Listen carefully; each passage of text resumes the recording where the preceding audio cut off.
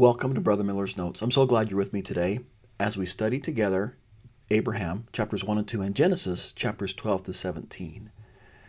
Now, I add, if you ever see a quote on any of my videos and you'd like a copy of it, you can find all of those quotes at brotherrmiller.org. I put them all there for your convenience. I hope it's helpful for you. This last week, I came across a quote that I've been fascinated with, and I thought a lot about it this last week. The quote is, "Learning history is easy. Learning its lesson seems almost impossibly difficult." And I thought, okay, Nicholas Bentley, why did you write that? I think the biggest challenge for me in learning history is that I know what's going to happen. They didn't. Sometimes I would just want to say to some of these characters in history, don't do that. Do you know what that's going to do? Or sometimes I just say, just hold on a little bit longer. Things are going to work out. Just trust God. For them, in their moment of trial, they're not quite sure what's going to happen. I'll give an example. It's out of Abraham chapter 1. Abram is there on an altar, and I can just imagine the background going up to that. The night before, he's been sentenced to death. I know this is in my imagination, but I just think, what's he praying for that night? He doesn't know an angel's going to come and save him. Matter of fact, maybe he's thinking it's not going to happen because others who are also faithful were in that same circumstance and their lives were not spared. So just going to Abraham chapter 1, verse 7, "Therefore they turned their hearts to the sacrifice of heathen and offering up their children to these dumb idols." I like it. Dumb idols. It's not just wood idols, stone idols, dumb idols. "And hearken not unto my voice, but endeavored to take away my life by the hand of the priest of Elkanah."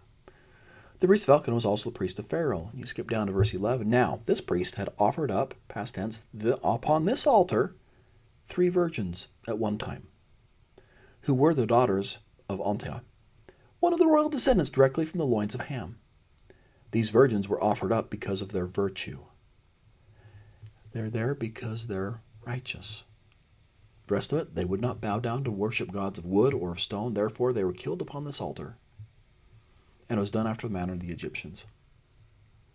So I can just picture Abram there on the altar, knowing other people's prayers have not been answered, and what faith it takes for him, no matter how it's drawn modernly or anciently.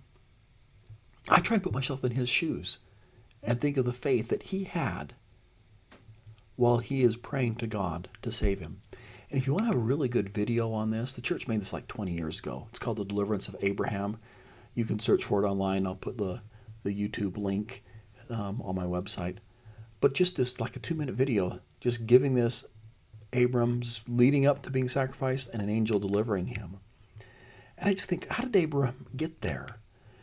Well, okay, this is my little cheat sheet. I still have my scriptures from my seminary days. I think, you look when Abraham was born.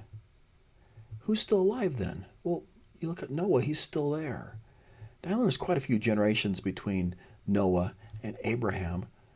But when you have a living icon, Noah, still around, that could engender a lot of faith, I would think. Actually, I think it would really be cool. Hey, let's go talk to great-great-great-great-great-grandfather Noah, right? In chapter 10, a little background, you get that background, the generations of Noah, you get the sons, and you got lots of grandsons, and you get lots of generations. And I point out too, you get Peleg, and that's the time when Pangea becomes separated, becomes continents.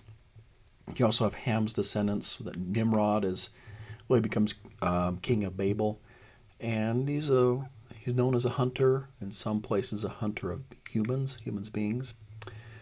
And according to rabbinical literature, Abraham's father, Terah, was wicked. He's an idolatrous priest, and he made or manufactured idols. And there's a story that I love that's found in the Bible. It's not found in the Bible. I think it gives a lot of insights to Abram's father, Terah, and the relationship between him and his son, Abram. The story is found in several Jewish historical sources, such as Jasher, chapter 11, and is one of the most repeated stories from Abraham in the Quran. Both Brigham Young, Wilford Woodruff mentioned the story, and John Taylor recounted it in a couple places in Journal Discourses. Here's a story. It said Abraham's father was an idolater, and he had a number of gods in his house. This grieved Abraham, whilst his father wanted his son to believe and worship as he himself did. But Abraham knew better than to do such a thing. Abraham at last thought he would teach his father a lesson by making a clean sweep of the gods. So he got a club or some other weapon and knocked off the heads of some, the arms and legs of others, and made a general wreck among the idols, but left the biggest one untouched. I can just imagine him doing that and then going his way, and then putting the little stick in the hand of the big god and waiting for Dad to get home. Well, when Abraham's father Terah learned what had happened, he was full of ire. "Who did this?" he asked his son indignantly. Yeah, I can imagine that. Here Abraham told him a tall tale. He pointed to the large deity still intact and said, "The gods had a quarrel. This giant statue smashed the other one to pieces in anger." His father replied, "My son, why do you tell me such a thing? My gods cannot fight. They have legs, but they cannot walk. They have arms, but they cannot use them. They have eyes and ears, but they cannot see or hear." "Why, father," said Abraham, "is it possible that you worship a God that cannot hear or see or walk or use himself at all?" What a great insight maybe into Abram's early life. I'm the example of this family. I'm living in a family where Dad has gone way off the deep end, but I'm remaining faithful. And we have families like that today. Maybe not parents are way off the deep end, but maybe a little off. Well, one person that most of us are aware is President Russell M. Nelson. When he's young, he tells a story about when he was young. Quote, "As I came to understand the word wisdom, I wanted my parents to live that law. So one day, when I was very young, I went to our basement and smashed on the concrete floor every bottle of liquor. I expected my father to punish me," said President Nelson, "but he never said a word. I adored my parents," he emphasized. "They meant the world to me and taught me crucial lessons. I cannot thank them enough for the happy home life they created for me and my siblings, yet, even as a boy, I knew I was missing something." And I can imagine that in Abram's life, or really the lives of those around us who may just have people in their homes, whoever it is, that might not be maybe in the ideal situation, the example we hope them to be. Well, Abram lives in Ur. Here's a picture of modern-day Ur. If you go there today, this is what you'd see. It was a coastal city located near the Euphrates in the Persian Gulf. It's now about 16 kilometers away. It's 60 kilometers from, I don't know how to say this really well, but Nazareth, it's modern-day Iraq. There's also the Great Ziggurat. I don't think I said that right either. This is my day today. That means a temple whose foundation creates aura. Aura is kind of like, hey, everything around you, your personality, the mental, your emotional vibes. The idea of, hey, this creates all those vibes for everybody. The structure was built, early Bronze Age, about 21st century BC, and then it was redone by King Nabonidus. There is evidence, just so you know, from that time period that Abraham was a person who lived in Ur. I'll put this in my notes, but this comes from a document dated 1965 BC, not AD. And if you want to have a few more kind of facts and tidbits where Abram is mentioned in some of these very ancient documents, I'll have a link down there at the bottom where they have other places where he's mentioned. But I guess it just comes back to an application for me. Can a young person be righteous if they live in a home or a community where righteousness is not encouraged? From President Nelson, from Abram, the answer is yes. He grows up with a father who was wicked, but he is never wicked himself. And I think what makes the difference for Abram or Abraham, I think we find it in verses 1 and 2. Verse 2, and finding, here's some things I want, greater peace, happiness, and rest for me. I sought the blessings of the fathers, and the right and where I could be ordained into the same. Having been myself a follower of righteousness, desiring also to be one who possessed great knowledge, and to be a greater follower of righteousness, to possess a greater knowledge, and to be a father of many nations, a prince of peace, and desiring to receive instructions and to keep the commandments of God, I became a rightful heir, a high priest, holding the right belonging to the fathers. For me, it comes down to one word, really. For him, he has a desire to be righteous. And I've seen in many different circumstances, people who have a desire to be righteous are righteous. Abram's desires were happiness, peace, rest, the blessings of the fathers. He wanted great knowledge. He wanted to be a greater follower, a daily discipleship. He wanted to have greater knowledge, a father of many nations. One of his desires was to be a prince of peace and receive instructions. He wanted to keep the commandments and have the priesthood. And then just kind of relating that to me in my life, I think, what are some of my desires? What are your desires? I mean, if you're teaching after that verse 1 and 2 in a home, a question you could just stop and ask, okay, we just read that. Hey, what are his desires? Let's list them up on the board. Let's just kind of talk about them. And what are our desires? Maybe take a piece of pencil and write them out. Now, one way you can look at it is just major categories in your life. What do you desire to happen in your family? What's your desires for your spirituality, for your spiritual knowledge? What are your desires for your education, your career, your financial? What's your desire as you help serve others? And what's your desire, your life goals, your hobbies? If you're working with youth, you could relate it to Luke chapter 2, verse 52, and Jesus increased in wisdom and stature and favor with God and favor with man. And just, okay, what are your desires with increasing in wisdom?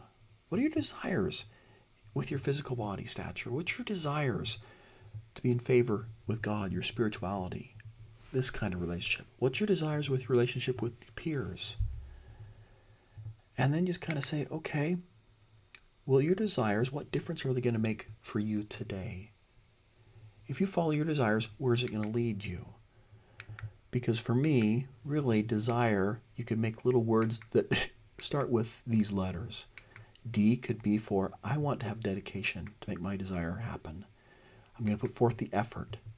S, I'm going to sacrifice maybe something. I'm going to improve, continuously improve. R, I'm going to receive God's revelation because I need that guidance. And E, I'm going to be enthusiastic. I'm going to have that. I think enthusiasm is contagious. But with sacrifice really means giving up something good for something better. I love that quote by Stephen R. Covey. And then just thinking about those people around us. I think of Abram as someone who grew up with a part-member family. Okay, or maybe very less active, right? But he loves his dad. As do people around us that maybe their situations aren't ideal with their family. They love their families. And I think there's things that we can do that can support and strengthen part-member or maybe less active member families in our wards and in our communities. We can accept and respect their family as it is. Just love them the way they are. Be sensitive to what their situation is. 3, be kind. And include them socially. Man, sometimes that goes out of the way because sometimes we see people at church and say, oh yeah, hey, by the way, Friday night I'm going to go to the movie. And it's a little bit extra step to remember, hey, they weren't there at church, and invite them to the movie too. Focus on the positive that's happening in their family. Most families have things that are positive. Most things are positive in their families. Respect how the non-member spouse may feel about the church. Value the less active or non-member spouse. 8, support the family's spiritual growth. 9, make a difference. If you're called to be a ministering brother or ministering sister, if you're their leader, you're their teacher, make a difference. And I pause right here. I had the most celestial primary teacher for one of my daughters. Now, okay, we're not the part-member family, but this single sister was having severe health problems. But if my daughter was gone, every week she'd come by the house and see how she was doing and see if she was sick and Just tell her, hey, here's what we talked about, and I love you. And if there's a handout, there was a handout. The ideal primary teacher, and I've always been grateful for that. And I think every parent is grateful when you show a kindness to their child. 10, just ask them, how can I support your family? You're my friend. I love you. How can I help you? Live the gospel. And 12, be consistent. And that actually comes from an article on LDS Living. And I love their little list of ways we can support and help strengthen part member families in the ward. Abram responds to some of the challenges in Abraham chapter 2. The challenges, you could break it down and you could say, what's the challenge? There's a famine. That's a pretty big challenge. So you got to move. Well, Dad's wicked. I got to move. The Lord promises, I'm going to make you a great nation. And we're going to come back to that because it sure is not evident that's going to happen anytime soon. And your posterity is going to be blessed, even though that's not evident that's going to happen anytime soon. But the thing for Abram is, how does he respond? His response in all those is very simple. Just like Nephi, I will go and do. You think about his journey. He starts there in Ur, and then he's going to travel up to Haran, 600 miles. That's a long distance to move, especially without a car. Okay, and then he goes to Shechem, and that's about 400 miles, and it's a short little journey because he says, okay, I need to stop at Bethel, house of God, and I'm going to go out of my way to make sure I go to the house of God. And there he builds an altar and calls on the Lord.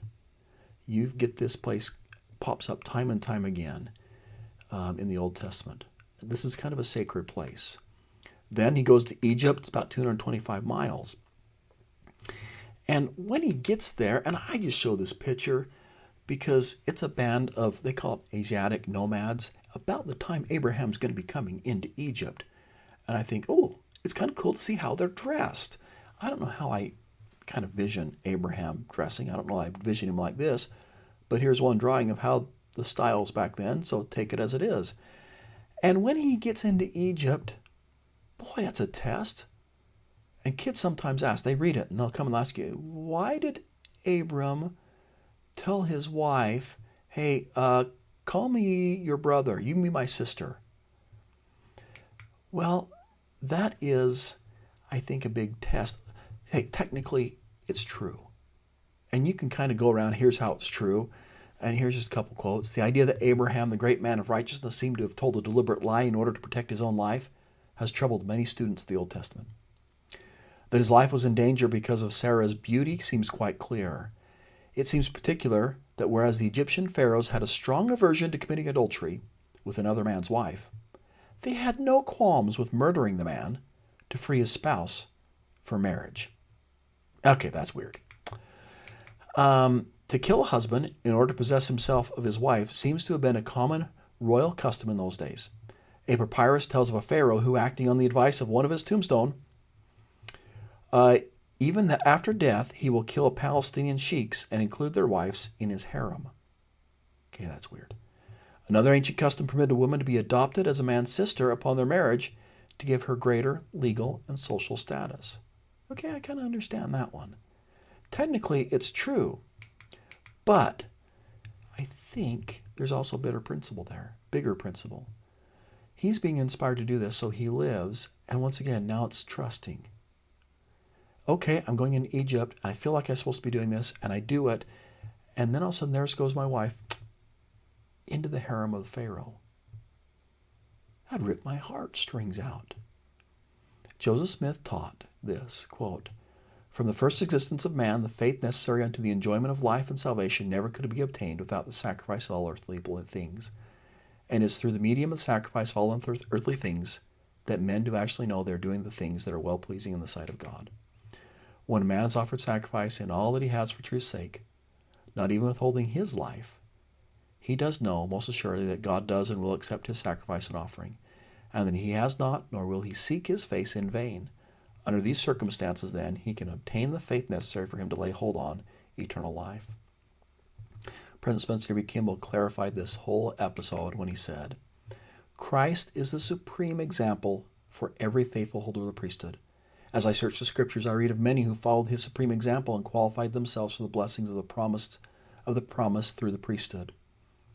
One of these was Father Abraham, whose life was a model that will lift and elevate any father in this church who wishes to become a true patriarch to his family. We learn something of Abraham's character when we read in the scriptures that he faithfully endeavored to qualify himself for the great blessings that he could see were obtainable through the holy priesthood. If members of the church could only have such integrity, such obedience, such revelation, such faith, such service as Abraham had, if parents would seek the blessings Abraham sought, they would also receive such revelation, covenants, promises, and eternal rewards as Abraham received.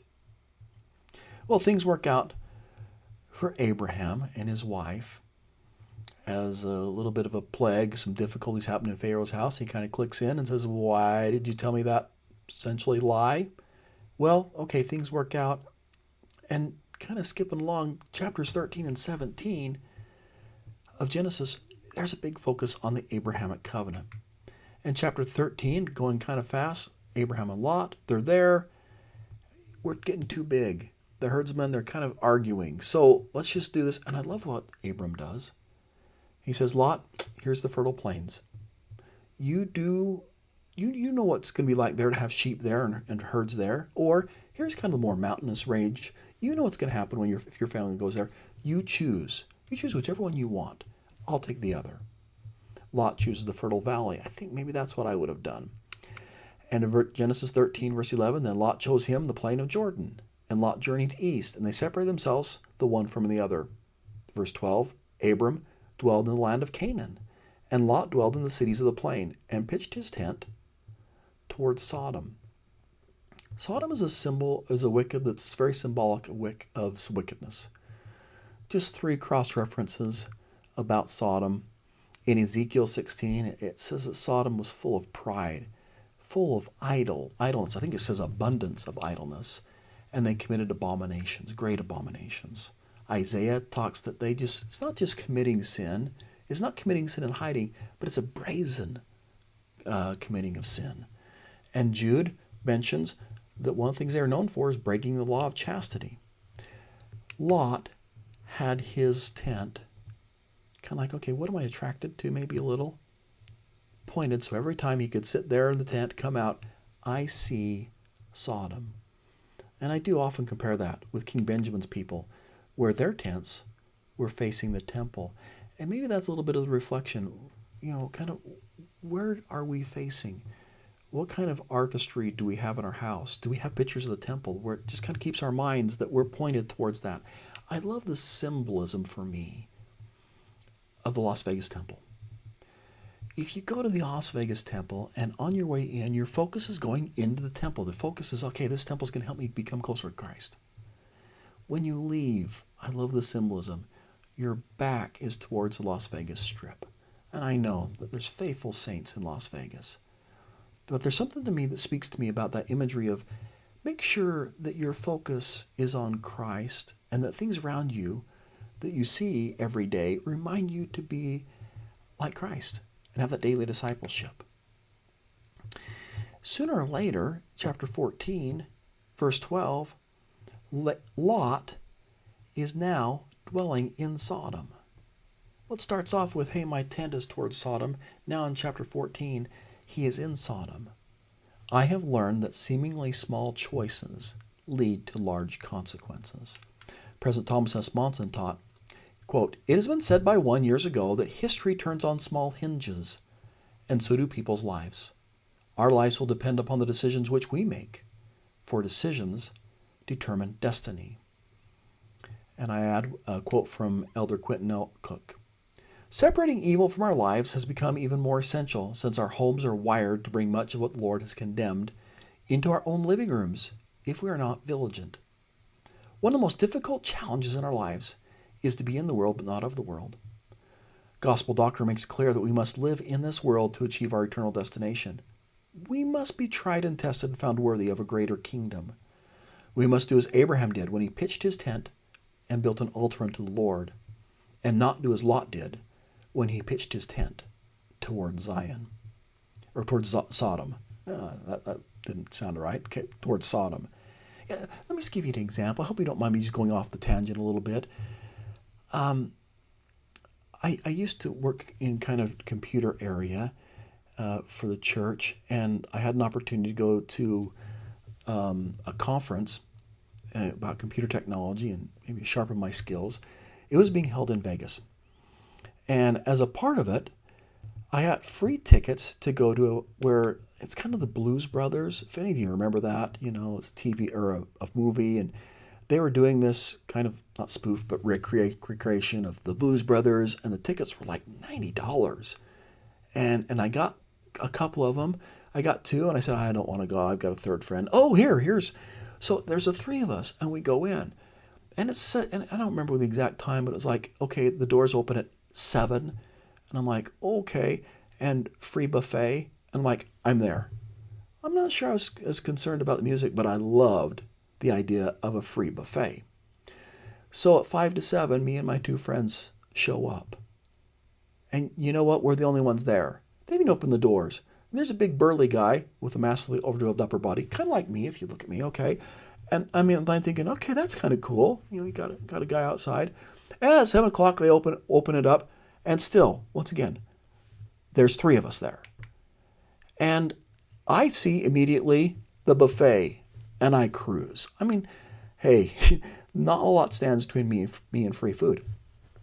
And so I get there, and me and my friend Dave, we're piling on. I mean, I got a whole plate full of shrimp. And Reed, my friend, comes over and he says, hey, do you think we should be here? My first thought is, what do you mean, free food? Of course we should be here.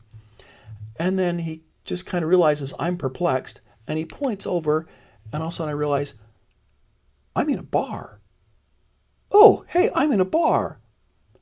Now my friend Dave hasn't realized this either. I go to Dave. Dave, we're in a bar. My friend Dave gets his food and takes to the trash and throws it away.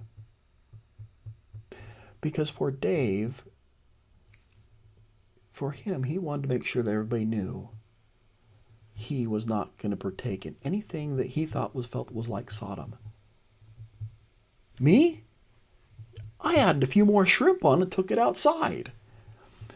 Because for me, it's kind of like, okay, it was in a bar. But then I read this from Genesis, where there's a little bit of a battle, and Abram kind of helps the king of Sodom, or helps Sodom, because Lot's there, frees Lot. And verse 22, and Abram said to the king, I've lifted up mine hand to the Lord, the Most High God, the possessor of heaven and earth, that I will not take from a thread even to the shoe latchet, and that I will not take anything that is thine, lest thou should say, I have made Abram rich. And I thought, for me, here's the principle. Sometimes you just want to make sure that wherever you are, that you're not partaking of wickedness. Now, you're going to probably go in places where they serve alcohol, or go into places where whatever thing's happening, you can't control that. But the idea is, just like with the camel. The camel, it's windy outside, as the little parable goes. Please let me in. I'll just let my nose in. And then as the parable goes on, the little Bedouin lets him in further and further until pretty soon the camel's in and ruling the roost. Don't let sin in your life. I think that's the principle. Just keep it out. And if someone sees you, whether maybe it's in a bar and you're eating, they can look at you and go, I know they're not imbibing, they're not taking the alcohol. That's a righteous individual. I also had one other thought. This is a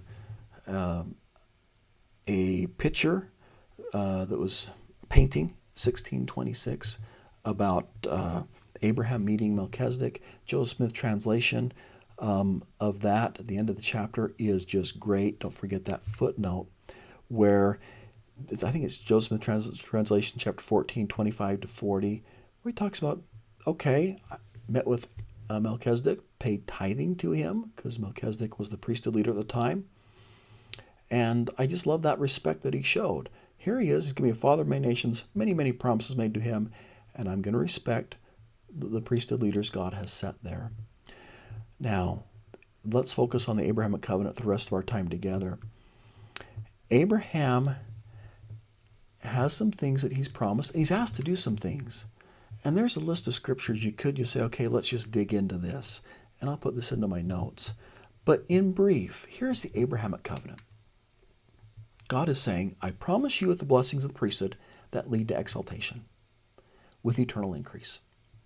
But in exchange, you must take my gospel to every family and every nation, all around the world, so that they too can receive the same blessings of the priesthood. For me, I love the way that's said, because really it's our obligation or opportunity to share what God's given us with everyone. And maybe that's the way we should think about it. How does this today, Abrahamic covenant, apply to us? Elder Brasar McConkie said this, quote, when he or she is married in the temple for time and all eternity, each worthy member of the church enters personally into the same covenant the Lord made with Abraham. This is the occasion when the promises of eternal increase are made. It is then specified that those who keep the covenants made there shall be inheritants of all the blessings of Abraham, Isaac, and Jacob. He also added, quote, Abraham first received the gospel by baptism, which is the covenant of salvation. Then he had conferred upon him the higher priesthood, and he entered into celestial marriage, which is the covenant of exaltation, gaining assurance thereby that he would have eternal increase. Finally, he received a promise that all these blessings would be offered to all of his mortal posterity. Included in the divine promise to Abraham was the assurance that Christ would come through his lineage, and the assurance that Abram's posterity would receive certain promised lands as an eternal inheritance. All of these promises lumped together are called the Abrahamic covenant. This covenant was renewed with Isaac and again with Jacob. Those portions of it which are pertain to personal exaltation and eternal increase are renewed with each member of the church each member of the house of Israel who enters the order of celestial marriage. Through that order, the participating parties become the inheritors of all the blessings of Abraham. When Abraham has this covenant presented to him, he does something that sometimes people find really weird in our society today. Chapter 15, he gets some animals and cuts them in half. Verse 10, and he, Abram, took to him all these and divided them in the middle, and laid each piece one against the other, but the birds he divided not. And sometimes people say, well, why did he do that? Well, anciently, it's a kind of a method of making a covenant. You would cut an animal in half, and the contracting parties were going to walk through the animals on either side. Thereby, those parties are taught to be unified by the hand of a common blood. So Abraham does that. He walks through it, and he sits and waits. He waits until the Lord walks through too, because that's the way they made covenants. And that whole time, that I just think, not going back to living, or just trying to be not living, but just being in his shoes. How long does he wait until they have a child? Well, chapter 16, it's 10 years. They're dwelling in Canaan. Now that's 10 years from chapter 13. And I just think, what faith to wait. Then you get chapter 17, kind of a renewal of these same promises. It's been a little while. Abram, I'm going to renew it. You've been so patient. I mean, in my mind, once again, I'm saying, Abram, it's not that long. And then I start to look, what about him and his life? Abram's 99. His wife's 90. And I'm thinking, okay, if you're 99 and 90, the idea of having kids is probably pretty far gone.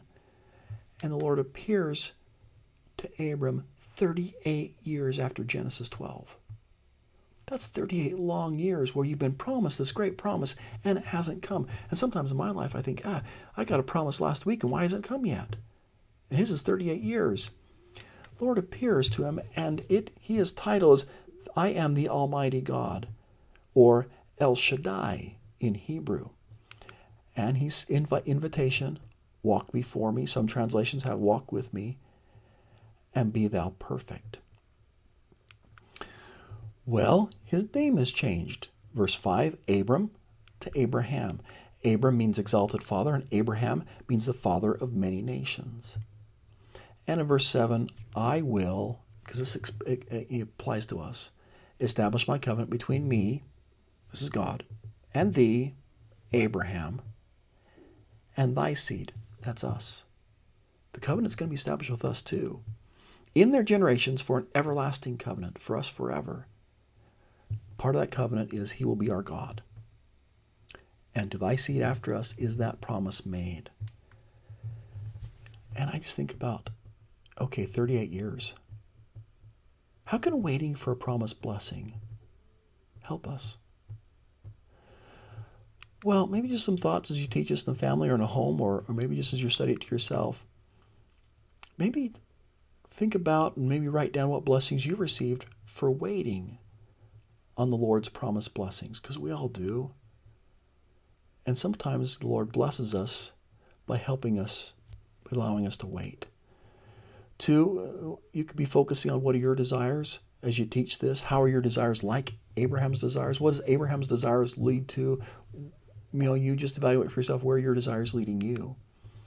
You can look for ways to support and to strengthen part member families that are around you. You'll bless them and you'll bless you. And you can focus on really how the Abrahamic covenant relates to us today. Hey, thanks for spending a little bit of time with me today as we studied Abraham chapters 1 and 2 and Genesis 12 to 17.